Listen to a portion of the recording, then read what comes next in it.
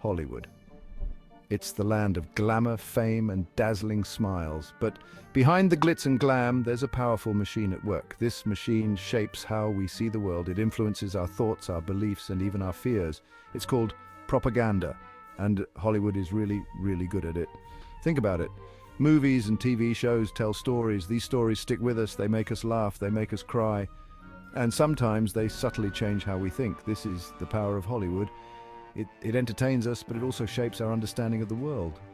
From the early days of cinema to today's blockbuster era, Hollywood has been used to sway public opinion. Sometimes it's obvious, sometimes it's hidden, but it's always there. This essay dives deep into the shadowy world of Hollywood propaganda. We'll explore its history, its methods, and its impact on us, the viewers.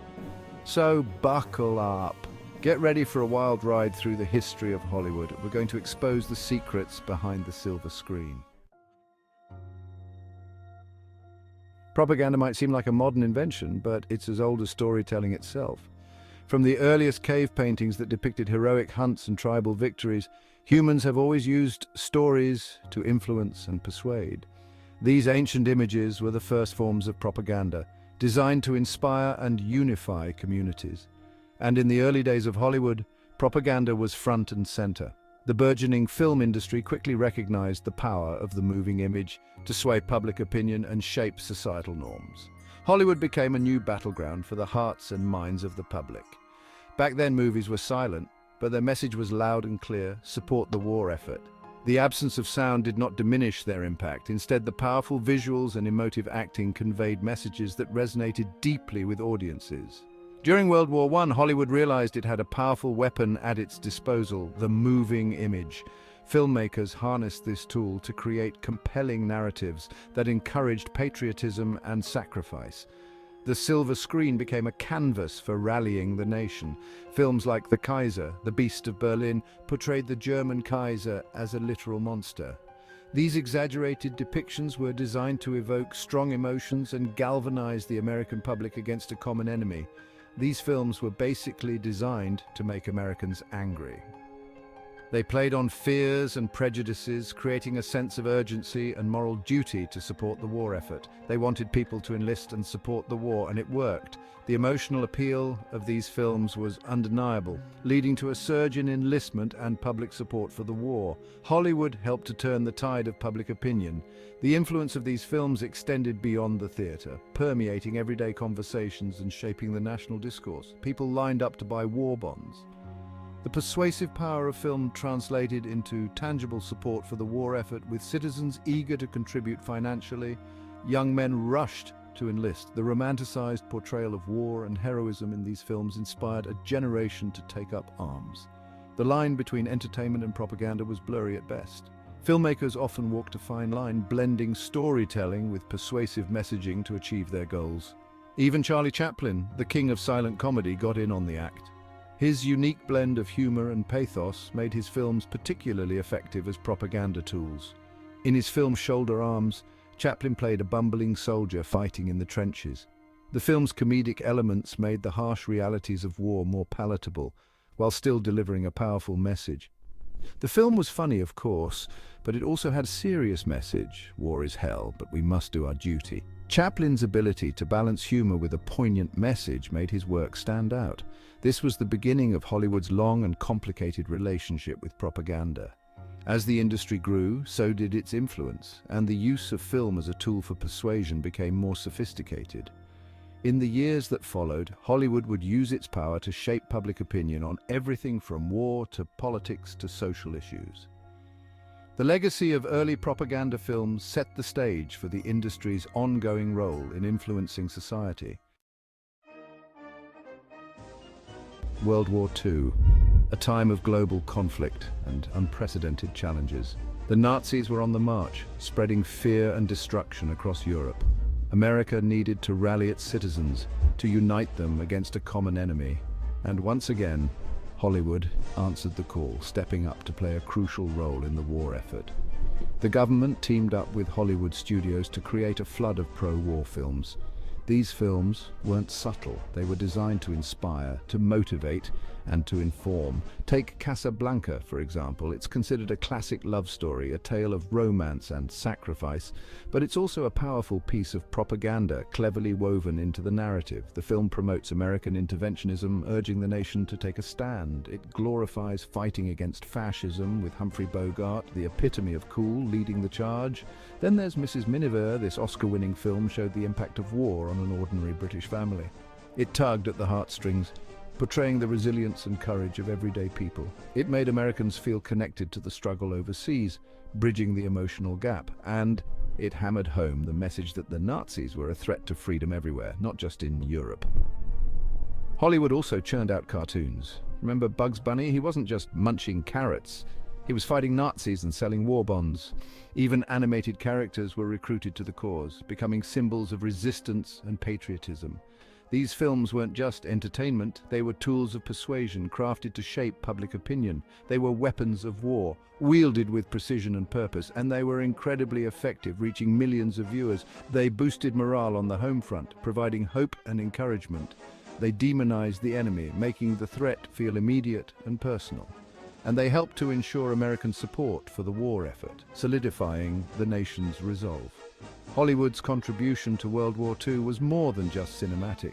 It was a vital part of the war machine, a testament to the power of storytelling in times of crisis.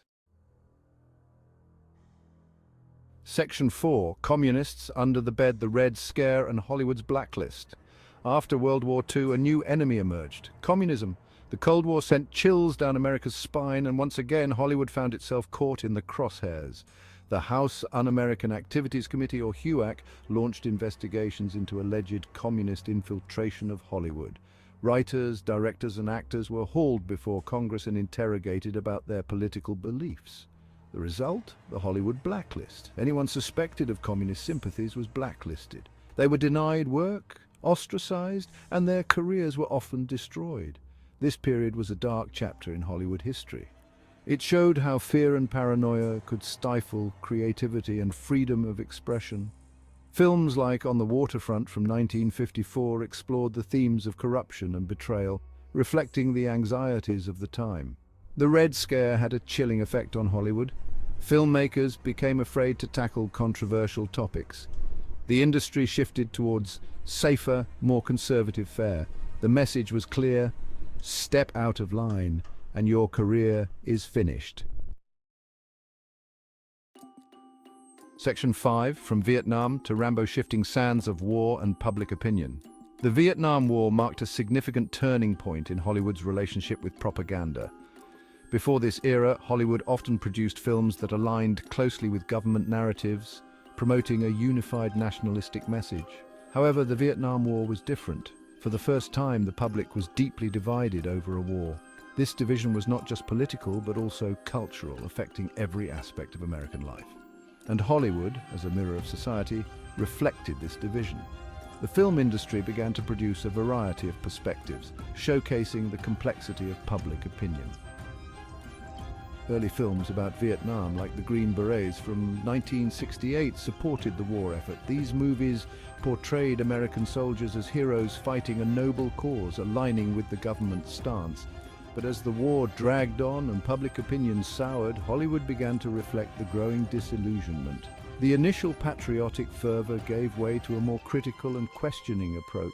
Films like MS*H from 1970 and Apocalypse Now from 1979 offered scathing critiques of the war, exposing its brutality and questioning its purpose.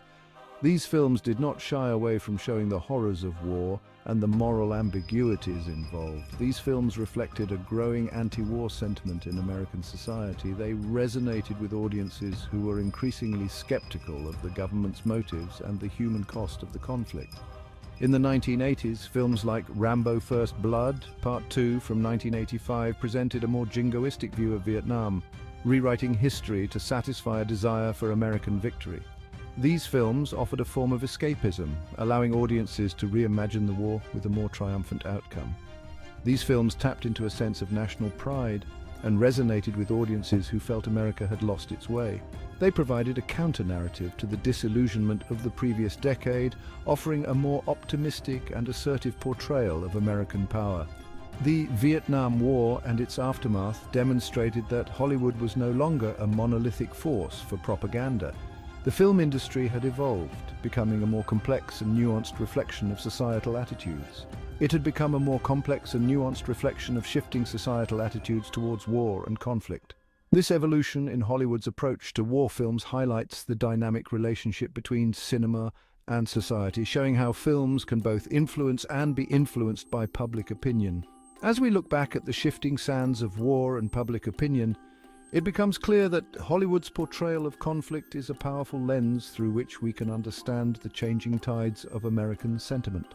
From the unquestioning patriotism of early war films to the critical and diverse perspectives of later years, Hollywood continues to play a crucial role in shaping and reflecting our collective consciousness. So hit that subscribe button, ring the bell for notifications, and let's turn the page on a new adventure together. Get ready to experience books like never before, only on VBook 360. Like, comment, and share to support the channel and keep the video magic alive.